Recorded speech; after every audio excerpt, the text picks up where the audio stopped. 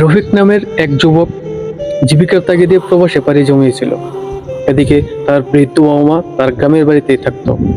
যাওয়ার সময় রফিক তার মাকে বলেছিল, মা, আমি অনেক টাকা পয়সা জমিয়ে তোমাদের জন্য একটা ঘর বানবো, তারপর আমি আবার দেশে ফিরে আসবো।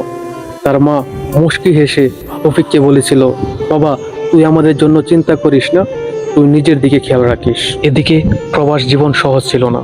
দিনের পর দিন কঠোর পরিশ্রম করে রফিক দেশে টাকা পাঠাতো। ঈদ আসতো কিন্তু সে দেশে ফিরতে পারতো না। ভিডিও কলে বাবা মার মুখের দিকে তাকিয়ে নিজের কষ্ট লুকিয়ে বলতো, মা, আমি তো ভালো আছি। কিন্তু ফোনটা কেটে গেলে নিঃশব্দে নীরবে চোখের পানি মুছতো। এদিকে তার মা জায়নামাজে বসে ছেলের জন্য দোয়া করত। বাবা রাস্তার দিকে তাকিয়ে ভাবতো ছেলেটা যদি আবার ফিরে আসতো, এই জন্য রাস্তার দিকে তাকিয়ে থাকতো। একদিন রফিক অনেক টাকা জমিয়ে সিদ্ধান্ত নিল সে বাড়িতে যাবে। বাবা মার জন্য নতুন পোশাক, ঔষধ আরো অনেক কিছু কেনাকাটা করলো।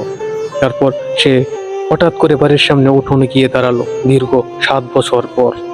বাড়ির উঠোনে দাঁড়াতেই রফিকের বুকটা থর থর করে কেঁপে উঠল। বাবার আগের মতো শক্ত ছিলেন না। তার বাবার চুলগুলো সাদা হয়ে গেছে। তার মার আগের মতো চলতে পারেন না।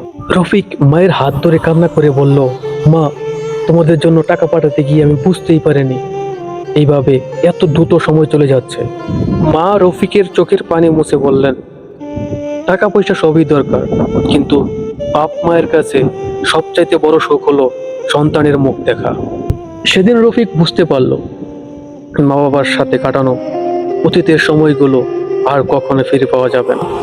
এই গল্পের মাধ্যমে আমরা এটাই শিক্ষা পাই, পৃথিবীর মধ্যে সবচেয়ে বড় নেয়ামত হলো মা বাবা। শুধু টাকা পাঠানো যথেষ্ট নয়, তাদের খোঁজ খবর নেওয়া, তাদের ভালোবাসা, তাদের প্রয়োজনে সবসময় বাবা মার পাশে থাকা, এটা হলো একটা সন্তানের দায়িত্ব। তাই যাদের বাপ মা বেঁচে আছে তাদের প্রতি যত্নশীল হন।